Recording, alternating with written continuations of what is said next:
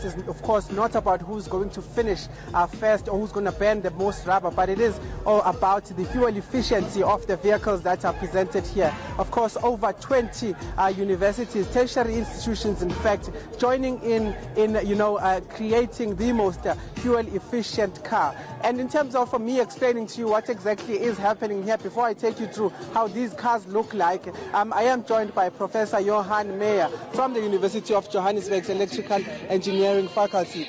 Professor, take us through exactly what is happening here and what are we seeing in terms of these cars?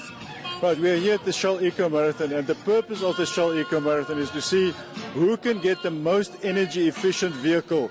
And that is what this event is all about. It's not about speed, it is who can go around the track the furthest distance with a 1 liter of equivalent energy. And that is what we have here. Professor, take me through how important this is. We understand that, in fact, South Africa has hit a record high fuel increase in terms of petrol and other fuels as well. But how important is it for especially companies that, manufacture cars in terms of finding fuel-efficient cars?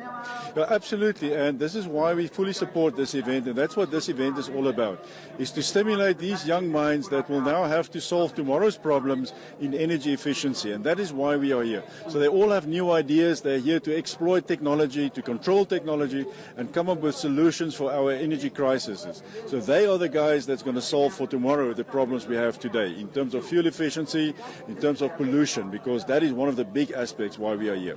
I mean, Professor, I saw, in fact, in the program, one of the things that you said we should look out for is different types of energies, including, fuels, including salt water, cars that are powered by salt water, as well as hydrogen. But just take us through some of the participants here. What are they using as their fuel source? Right, we have three main categories here. The first category is the traditional internal combustion engine, which uses the fuel that we are all familiar with in our cars driving here on the road.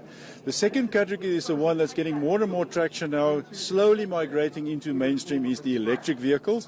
So some of these energies here are coming from battery or battery-powered electric vehicles. And the most exciting one is hydrogen fuel cells, where we combine hydrogen with oxygen, and the only emission is water vapor. And we believe that's one of the exciting technologies for solving our pollution crisis in the world. The saltwater cars are little cars running on a salt battery.